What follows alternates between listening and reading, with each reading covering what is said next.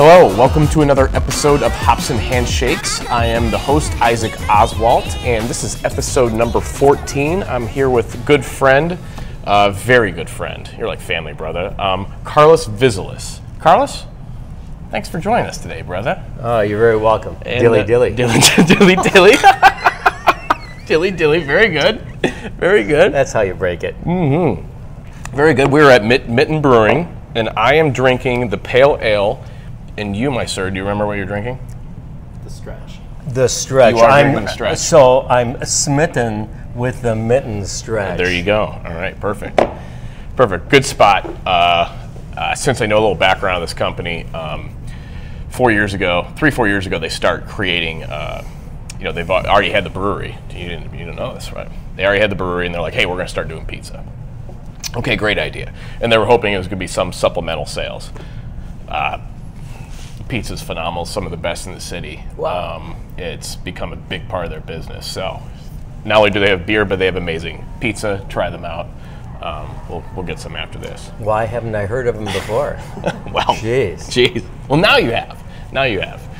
All right, so for those of you who don't know Karlis, we're going to dive into his very interesting story, and this one's actually very near and dear to me because when I, as a fellow entrepreneur as he is, and I'll dive into it, when I started 21 Handshake, or at least left the job and even pursuing opportunities, I specifically remember the day that I knew I was done in the corporate environment, and I did what any person would do when that happens. I drove to Qdoba, right? For sure. Right?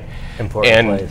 And, I believe in, whether your religion is, I believe in certain things, and then signs and just things that happen. Karlis, good buddy, was, we're already friends at the time, not like we are today, but we were friends at the time, and I was shocked. Like, I was still like, oh my God, I just did it, You remember, right? We're staying in the line of Qdoba, 11:45 in the morning, and you so happened to be there. And I specifically remember being at Qdoba with you, talking through this, saying, hey man, I just did it.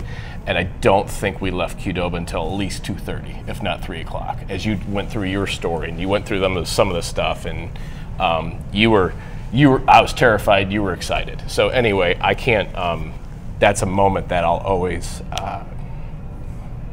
remember about you and stuff, because you saw the opportunity when all I could see was, oh my God, I think I'm gonna do it, but still the fear. But anyway, I want you to dive into your story. Well, to experience the fear is step one. If you don't experience the fear, you're not paying attention. You're not going to take step one. So anyway, thinking back over the last 34 years, so this next month, February 24th, I finished 34 years of business, and nice.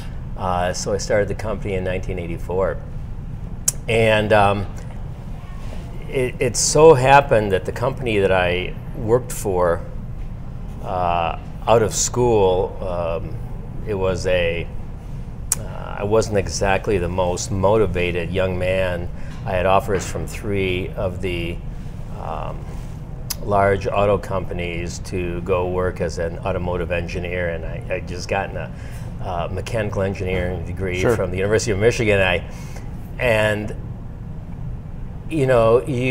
Of course, throughout your school career, you're excited about certain things, and then, the years drag on. It's like, oh my gosh, I got to get this degree. I've got to get through this thing, and that was a really, really hard moment in my life, time in my life.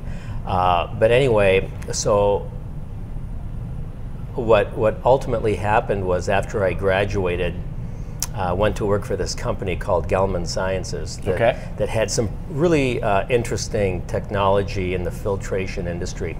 And so I got to learn about the filter industry.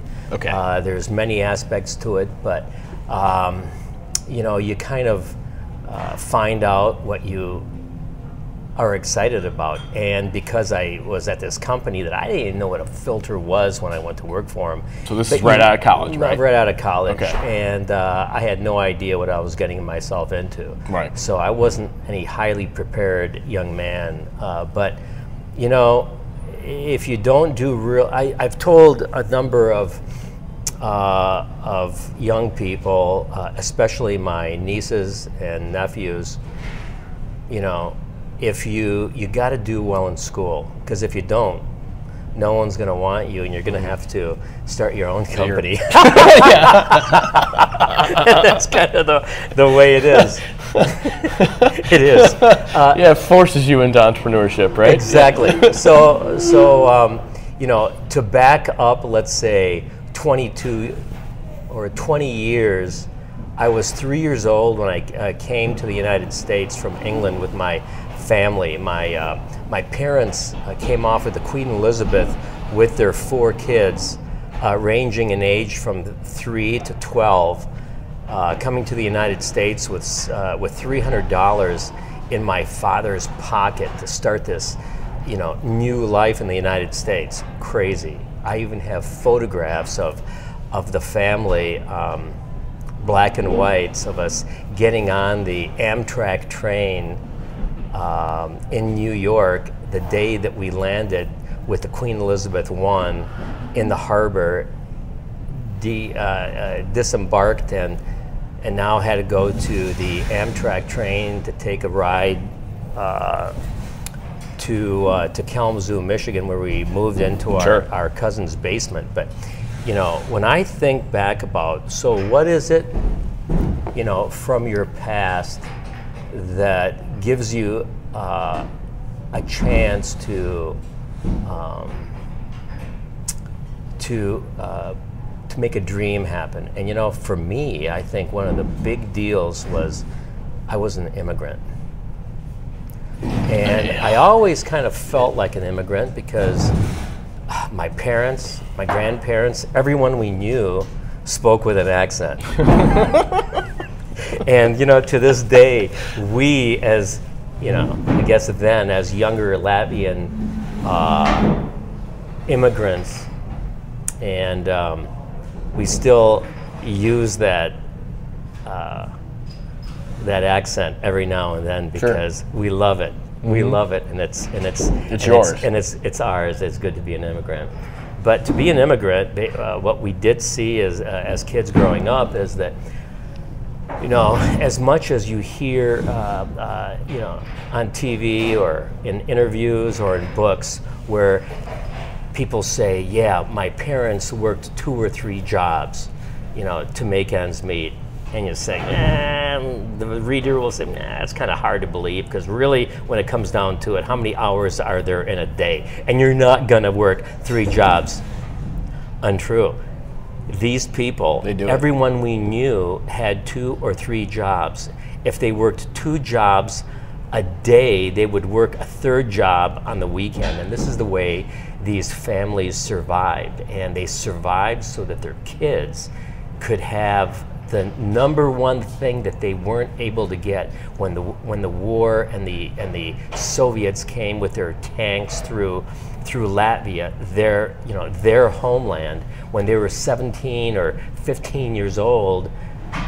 When the tanks are rolling through and you throw everything you have in a pillowcase to walk across Europe and live in ditches for a year and a half, they bypassed the opportunity to, they had no choice to get that education. And for the kids, there was never, ever any consideration to what? You're not going to go to college? No. You're going to college. You're going to go through school. It was the way out. You are out. going to get good grades, and it's the way out. And that's the one thing they said, no matter what happens in life and in the world, because you have no real control over what the world's going to do. It's going to go crazy. It's going to do a lot of crazy, you know, things that we don't want to see happen. War, whatever. But when you have education, it's something no one can ever take from you. Sure. And that's the thing that we learned from our parents and grandparents. The education no one can ever take away. So, you know, we went to. We thought that growing up in a really very, very blue collar neighborhood in Kalamazoo, we thought that we were rich. I thought that we were rich because we had good clothes. We behaved somewhat different than perhaps our neighbor friends and reality. Yeah, it was your own reality. Area. It was there was something different about us, and maybe it was just the way our parents acted towards us and told us, "You will not stay here. You are going to move forward, and you're going to move up. You're going to do things in your life." And I don't know how much of that was being told to our friends, who were American friends, who were fantastic friends, great people, but I guess it's all what the parents are telling the kids as they grow up. So anyway, thinking that we were rich because our clothes were always clean, and my mother would, buying either inexpensive stuff or making our clothes. Sure. I thought we were something that we weren't, until I got to high school and I saw that all these girls in high school from the ritzy side of town were wearing new clothes every day, and I thought, oh my gosh, there is a big difference between us. And one of the things that happened to me in high school was one of my neighbors in our neighborhood. He was the director of the janitor system at our high school and for the related schools. And he asked me, "Hey, do you want a janitor's job as a student in the high school, and you'll just work after school every day and clean toilets and bathrooms and classrooms and hallways?" And I said to him, "Yeah, that really sounds great. I can have a job. Can I still play sports?" "Yeah, you can play sports. You can go to baseball. You can go to football or any of those things, or basketball. And afterwards, you'll do your classrooms and bathrooms." And so to me, it was, I thought the best job I ever had was being a janitor. But being a janitor, you found something out. Yeah, you did. Kids are mean. They are mean. And what they used to do to the bathrooms that I had to clean up was beyond belief. And there were even times when I told the janitors, "I'm not cleaning that bathroom." It was that bad? They gave me a shovel, and they said, "Fix that toilet with a shovel, if you know what I mean." I said, "I won't do it. I won't do it." But anyway, you find out what it means to work every day, no matter what job it is. And one of the things that my grandparents and parents taught me was this: never discount or laugh at someone for the job that they do. Correct. Because Absolutely. what they're doing is they're putting food on the table. Yeah. And they're trying to either get by or trying to get out of the system that they're in. Yeah. And so, for me to have this janitor's job, I thought it was the greatest thing in the world. Whereas, kids are laughing at you, saying, "What's wrong with you?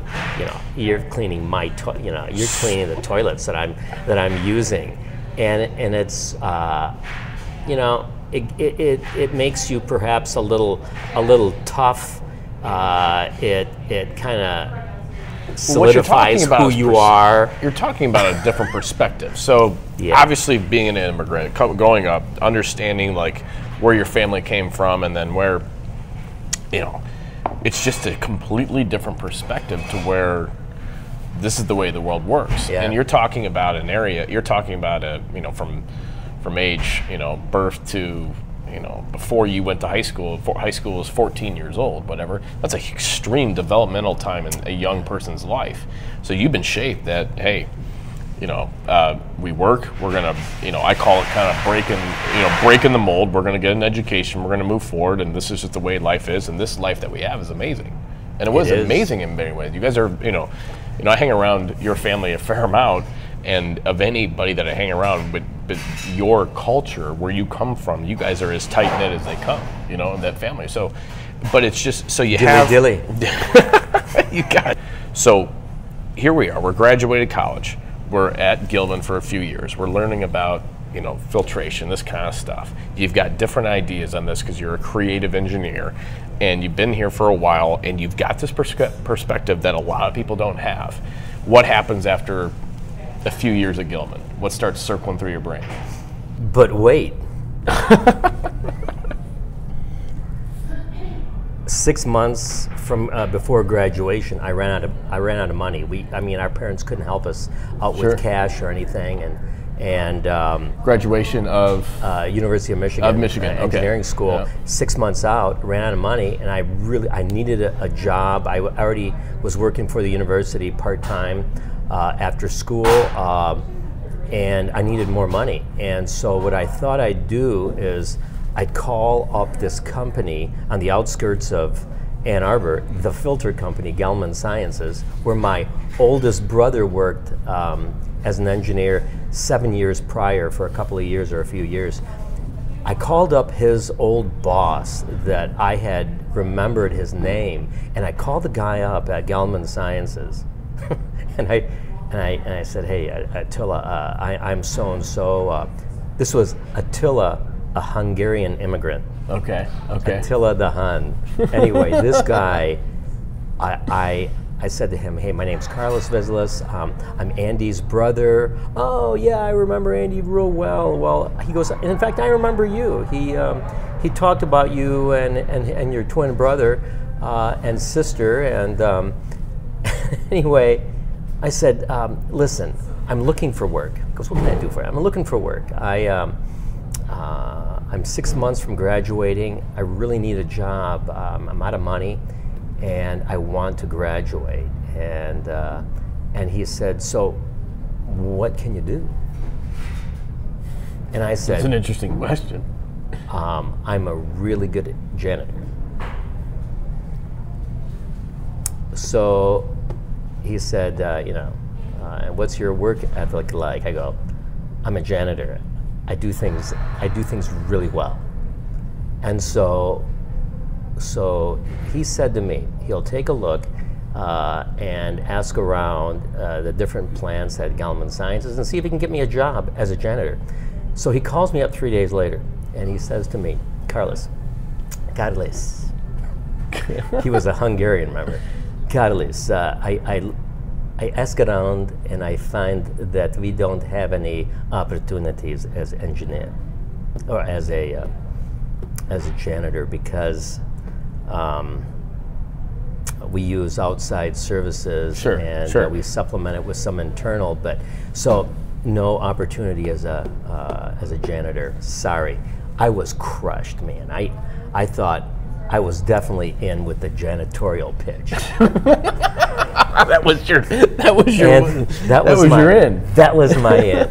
And so I said, "Well, I thank you very much for trying, and maybe our paths will cross someday. I really appreciate your trying, and and I hope that we get a chance to meet sometime." And so he said, whoa.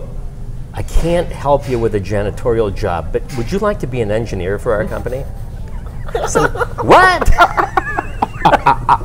You're getting ready to hang up the phone? It was, I was getting ready to hang up the phone. Oh. That was the best. I said, "Really? An engineer?" And he said, "Yeah." I go, "Well, when would I start?" "Tomorrow. I need you tomorrow." "Done." "Well, but I'm a student. You come in after school, and we'll leave the lights on for you." So I started going there in the afternoons after school. I worked for them.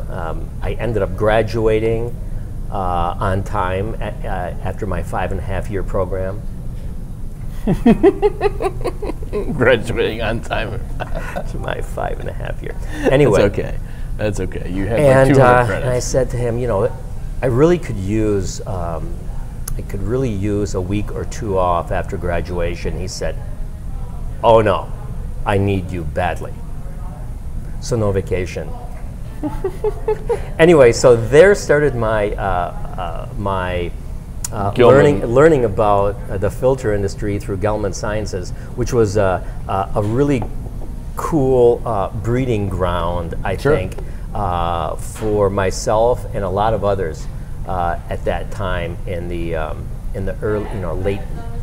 That was in 1979. So I was really learning about the filter industry for the next few years, from the engineering point of view. And so I got to do some interesting things. I was an auto mechanic as well. I mean, I used to rebuild engines at school down in the basement. Any house that we'd live at, I'd always be working on someone's Volkswagen engine, rebuilding the thing, bringing it back to life. And that's what I loved to do. But my real love was janitorial work. So anyway, over the next 3 years, I learned a lot about engineering in the filtration industry. I learned about machines that they didn't really allow me to design or touch, other than work on them and take care of problems.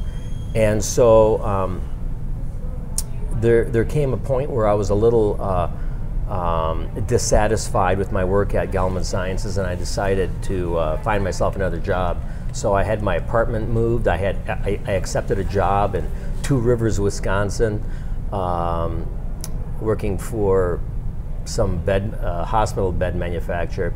And so I'm having my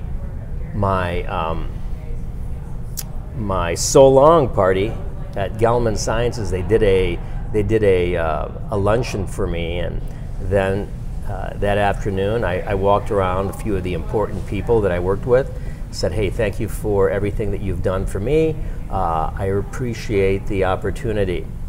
And so the last guy I go in to see was the president of the division, and his name was Monty. And I go into his office and I said, hey, Monty, you're my last person I'm talking to this evening. I'm on my way. I'm out the door. I just wanted to say thank you for the opportunity. And this place was a lot of fun. And I shook his hand and I walked out of his office. I'm on my way out the door. The door to the building is open, and I'm about 20 yards from my car, and I'll never return to this place. And he yells out from the receptionist's area and says, did you check the job posting? I didn't even know he was talking to me. He goes, Karlis, that was aimed at you. Did you check the job posting? I go, what job posting? I've never heard of a job posting here. And he said, well, we're looking for a salesperson, a technical representative. And I go, well, why are you telling me this? And he goes, well, when you came here 3 years ago or 3.5 years ago, you indicated to me that someday you'd like to also try sales. He goes, and so we're looking for a sales person. And he goes, so, I thought maybe you might be the guy. I go, well, why didn't you ever tell me about this? He goes, well, I thought if I tell you about this, it's too easy. I'll let you find another job and see if you really want the sales job. You'll have to get all your stuff back and stay. I thought that's incredibly insightful. It's many things. I don't get it. You are a bunch of... So the chances of me starting PSI were about... I was out the door, and there was about this big of a chance of me ever starting that company, because hadn't I told the guy, I'll think about it, how much time do I have to make a decision? He said, well, I'd like to know by next week. And then I said, well, thank you for that. And he said to me, do you want me to call the headhunter who got you the job and tell him you're not coming? And I said, well, you know what? If I take the job, I think I can do that myself. Yeah. So I drove back home, and I called up this guy that Monty had told me that would be giving me or showing me the ropes in sales, and the guy's name was Charlie Von Rees, and I had befriended him, and we'd become friends, and I always admired that guy, and I liked his level of knowledge and the way he was, working projects. And so he was a sales marketing guy. He was director of marketing for the division. And so I called him up at his house and I said, Charlie, why didn't you ever tell me anything about this job? And he goes, oh, Monty told you, huh? I go, well, yeah, but I was out the door. I mean, I was just, 15, 20 yards from my car. And the guy calls me back in, basically. And he said, well, Monty asked me not to mention anything about this to you. He wanted for you to get as far as he dared you to get from the building before he made a comment to you about it. Bizarre, but anyway. Bizarre. So he said, Karl, I'll be the one training you.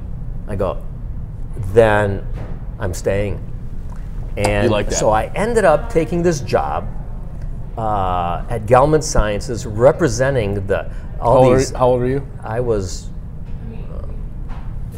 At that time I had to be 25. Yeah, 26. I was 26. Okay. And 25 or 26, and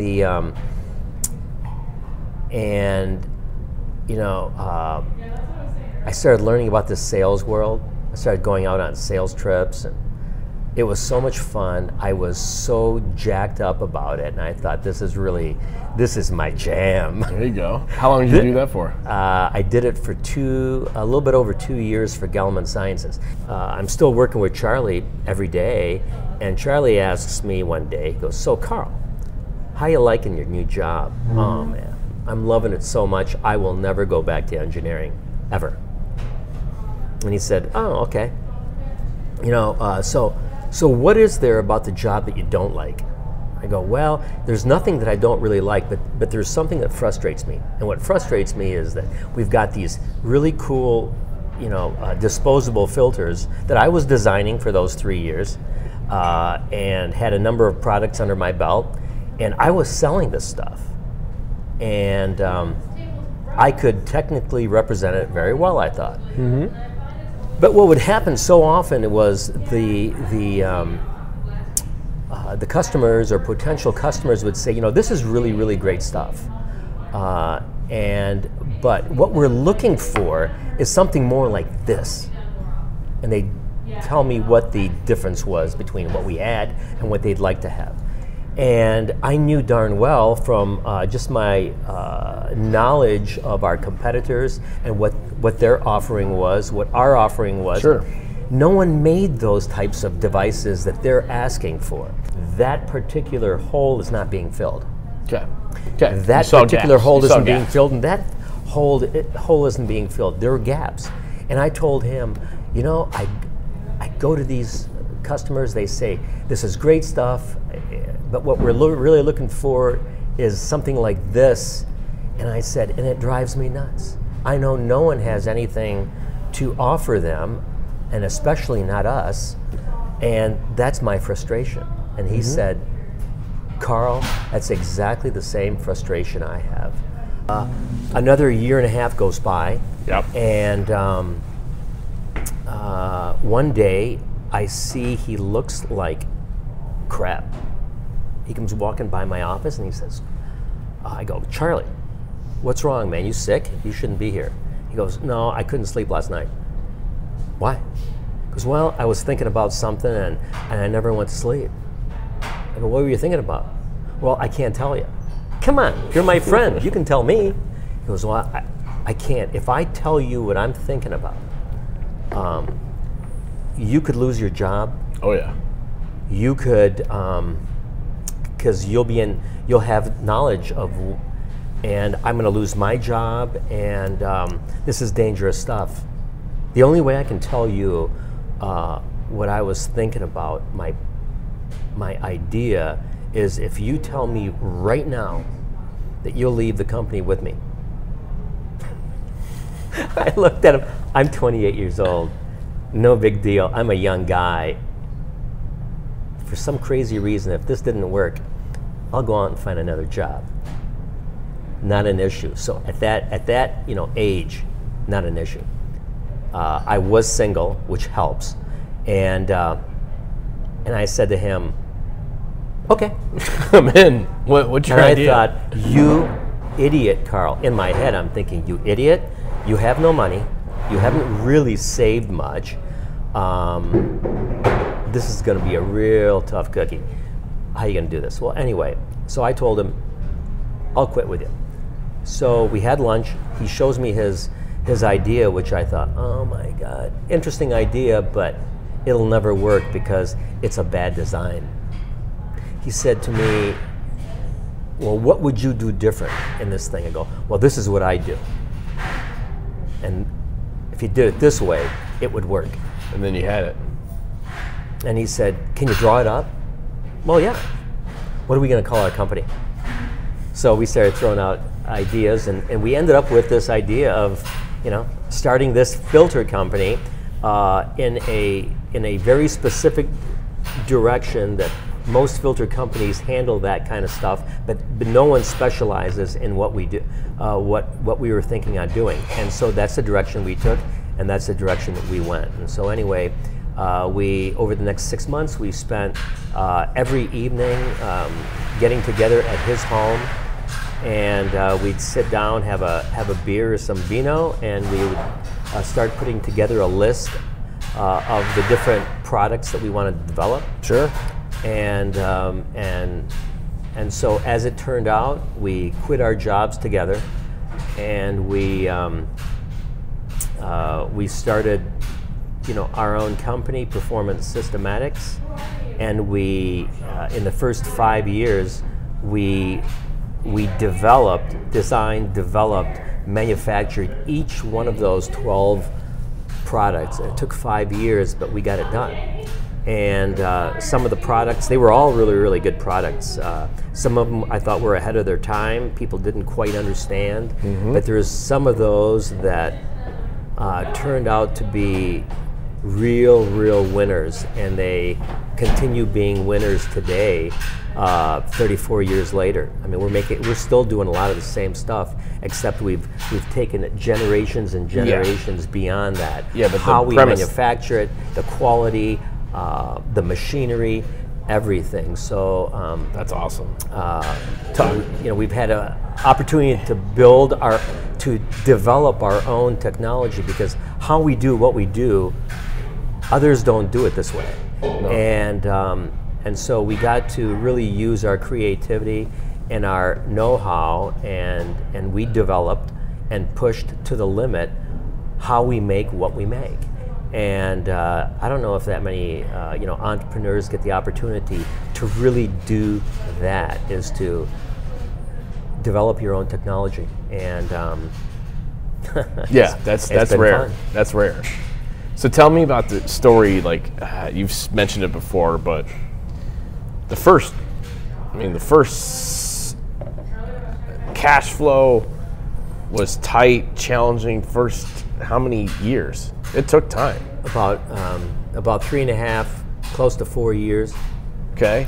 On day one, we each had to put in $1,500 into the checking account. So now we had a total of $3,000 to start our company with. And I thought, well, that's not going to last very long. Well, you would be right. Yeah. You would be right. And even the fact that, now we had envelopes with our logo on them, with our name on them. We needed labels for the manila envelopes that you send out to customers, your stuff, padded envelopes. And so we were so poor that we actually visited the printing company that made our labels, just to make sure that that we're being responsible enough to know exactly where our money's going. So we visited that company, and the cool thing was that they were about 120 miles from Ann Arbor, but they had all of this interesting equipment, rotary equipment used for making labels and printing stuff. And to me, it was an eye-opener because I saw this really fast equipment doing things that maybe, hey, that's kind of interesting. Maybe we could use some of that concept in things that we're going to develop or build over the next 5-10 years if we survive. And we did. We ended up using some of their services for other wacko things, and it's just kind of how things work. If you have no money, you figure out how to beg, borrow, and steal. You figure out how to do things on the cheap. You learn how to become masters innovation. of the term jerry rig. It forces innovation. It forces innovation. It really does. Yeah. Capital can make you lazy. Yeah. So talk to me about, there was a job that you took and you didn't know how to do it, and you had 6 weeks to figure out, and you actually built the machine inside of 6 weeks, right? Probably did this over and over. It was 16 weeks. 16 weeks? Okay. 16 weeks. So you, as an entrepreneur, believe that sometimes you have to sell things that you don't know exactly how to produce yet. But just How many times did you do that? Did it many times. It was many. I think it was. Maybe it's how I wired. I don't really lie. I stretch the truth a bit. Yeah. Well, it's and stretching that truth probably was the way to go. As long as your potential customer wouldn't come and visit you, because if they would come to visit you, they'd see that how nice of a tour can you give someone of a dark, dank basement where the two owners are in tank tops and flip-flops right next to his wife's washer and dryer. We got this. Don't worry, we got this. Yeah, we got this. So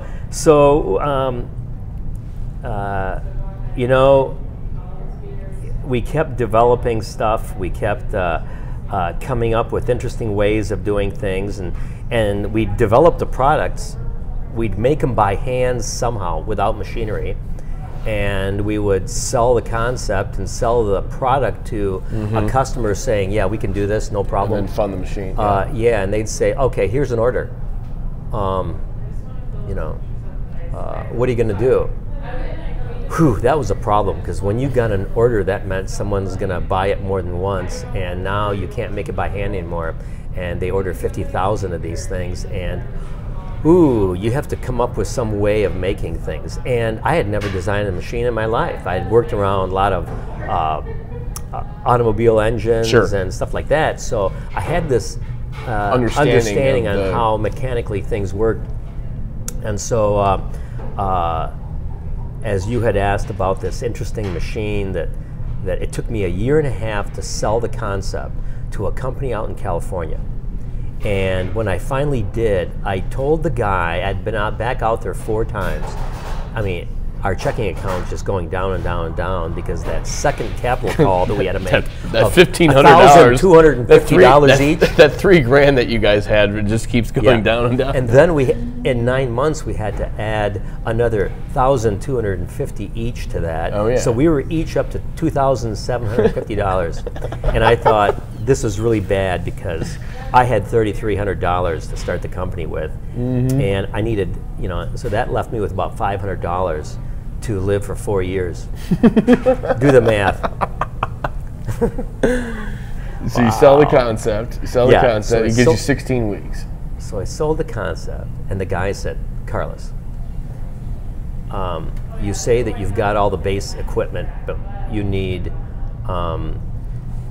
custom tooling for my pattern that you have to put of these vents on this material. I go, that's correct. He goes, so can I come out and see the base equipment? And I knew we were in trouble because we were in his basement, in Charlie's basement.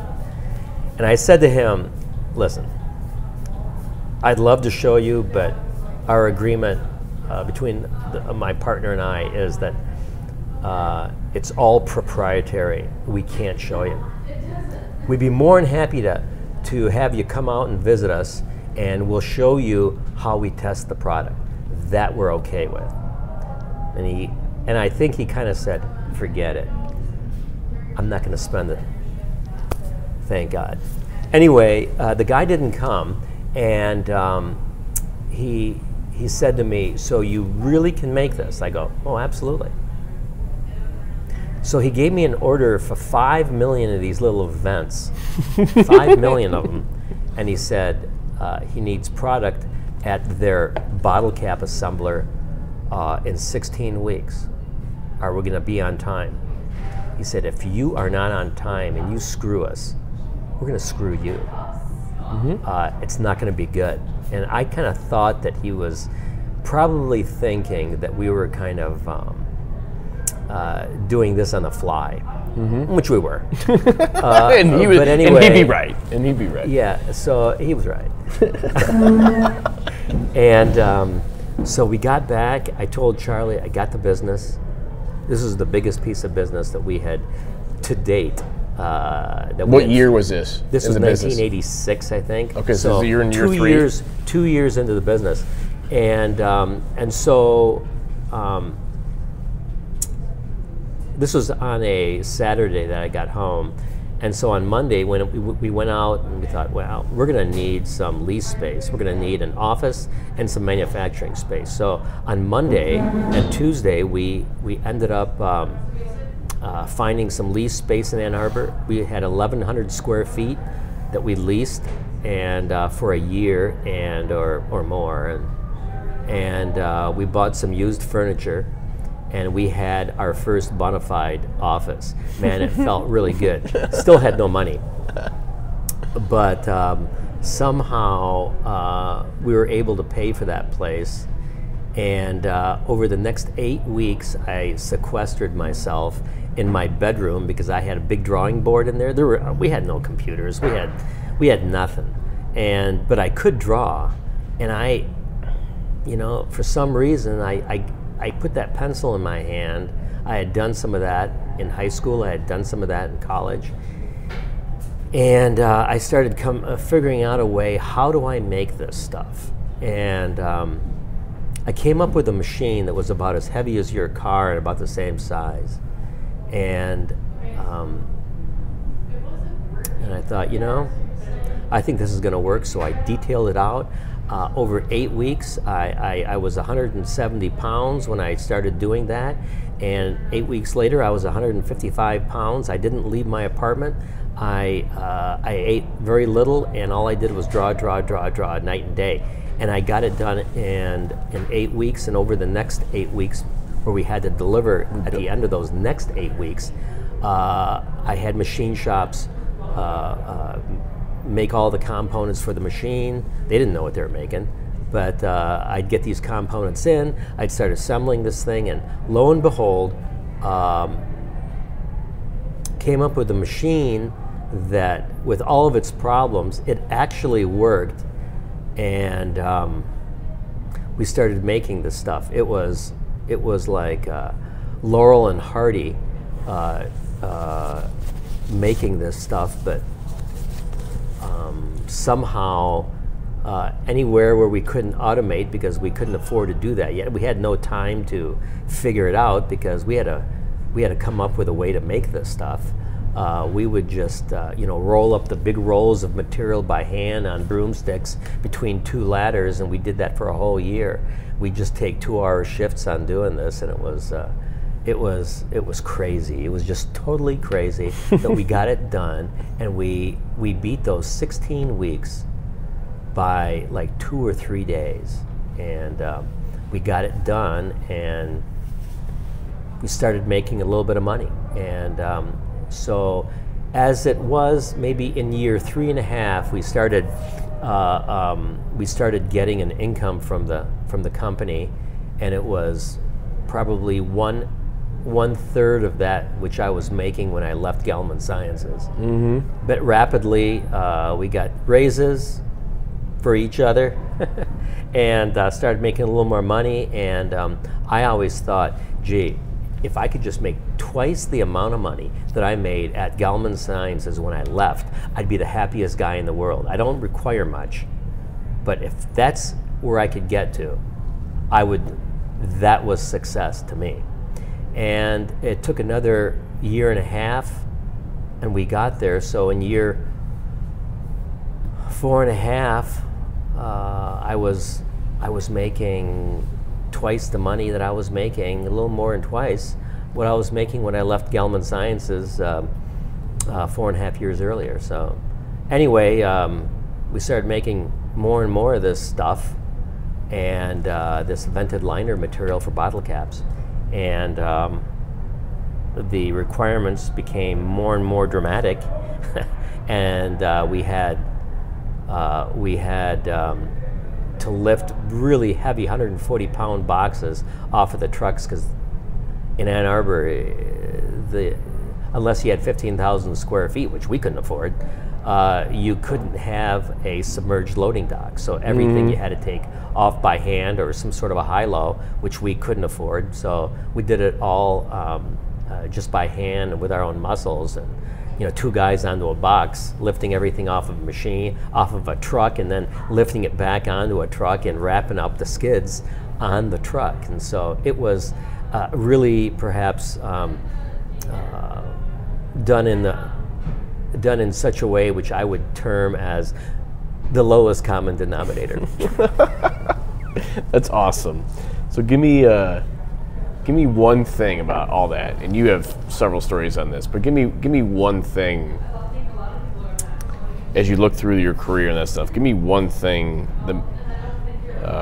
huge that you've learned in business as like something that you can tie to success. Like, that's easy. If we would have had money going into this thing, we would have had machine companies building our equipment and designing our equipment. We would have learned nothing. And the fact that we had no money, we had to figure it out ourselves, which you can't replace that. And once you start figuring things out yourself, so and having, all you need is it's one so success, and you have one success, yeah, and it works, and it gives you all the confidence in the world. And it's that drove us to the maximum in confidence that we could achieve, and there was nothing that could stand in our way. It was having no money. If we had money, we would have been, I don't know what we would have been, but not having money made us successful. That was it. So it's so true, because it's where you learn. It's where the angst is. Like, I try to tell, my wife understands, that's what I tell them, but like the nights that I'm up thinking about things, which is, fair, it can be fair amount, right? It could be fair, or wake up early or stay up later, that kind of stuff like that. That's the zone that things are happening. That's the zone where I'm in, like, for me, clarity, right? Because you're being forced into that. Capital lack thereof is forcing you into those zones of, you got to get clear, because you have no room for excess. You have no room for fluff. You have no room. You got to get down to the right of the heart of the matter, do it yourself, figure it out, go through the pain point, and then, like you said, that one success. I think every entrepreneur can date back to the one that you think put you on the map, or the one that got you to where, oh shit, this might actually work. Like, oh, cool, bankruptcy's maybe not my future yet. you know what I mean? And then go from there. So that's a really good one. How about one thing personally, just overall, one thing? And before I say that, before you answer this, it's your perspective, it's your work ethic, it's who you are as a person. But it's very easy for me, of somebody that's met a lot of people, to evaluate a person in their life, and a lot of it you can tie in the best lives and the most successful people have a positive attitude. And you've had some adversity in your life, and you've always remained on the 1%er of positivity. Mm-hmm. Would you agree? But that's the one I shoved in your face. But what else would you say? Yeah, I agree. Just even venturing out and starting a company, you can either do it yourself or you can do it with someone else. Sure. And in doing it with someone else it's like you're sharing the Yeah. load, number Yeah. one. Number two, both people are going to have different talents and abilities. Sure. And Absolutely. that helps in a really big way. But the thing that personally that I found, and it means so everything to me, is that the person you choose, you better be able to trust them, because they're going to dictate whether or not you can even have success. Correct. And if you have success, you want it to be legal success. Correct. You don't want to be doing something that just because you're hard up, you get into selling something that you shouldn't be selling. Sure. And overstating something or doing something that's not right. And if you can, we always wanted to make things that were good for people, that were good for the industry, that were something that had a positive impact on people. And I thought we did that. And the thing is that the guy that I ended up getting into business with was a guy that truly I could trust. And I could trust him until his dying day. Sure. He died That's in huge. 1999, and I thought, my gosh, I've just lost one of the most important friends of my life. And it was everything, picking the right person. Now, maybe 6 years after I started the company in '84, I ended up getting married. And the interesting thing for me was, wow, I've kind of been through this before. And because I had to trust wait till someone, Honda watches this. I found someone with Charlie. I had to trust him, and I had to work with him. Yeah. Because there were times when I knew I was right, and he was wrong. But he was 10 years older than I was, and I grew up in a world where you Respect your elders. I guess. Yeah, you respected your elders, and you're not always right. Sure. And I always leaned to him, or let's say the way we would do things would be more the way he wanted them, because he was older than me, and I trusted that he would give good direction. Well, when I met my wife, I mean, it's all those same things. You have to respect. Business partnership is a marriage. You have to share. You have to trust. Yes. You have to know that you can't do this yourself. Correct.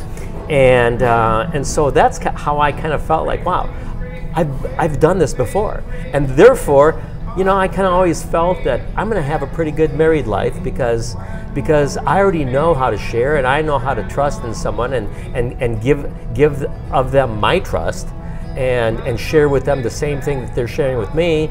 And so it was those things in life that were everything to me. Was finding the right people. Absolutely. Bingo. Karlis, thank you so much for coming on, man. You have a hell of a story. You're Thanks, a hell of a buddy. man. Thank you for all that you've done for us. And obviously, for those of you who haven't figured it out, the guy behind the camera over there is his son, and we love working with him every day too. So this is a special one. Alex, come over here and say hi before you wrap up. Did you already drink your beer? You did. Oh man, I finished our thing like 45 minutes ago. All right. Thank you. We are finished here at Brewing. Come check them out, and we'll see you next time on Hops and Handshakes. Thanks.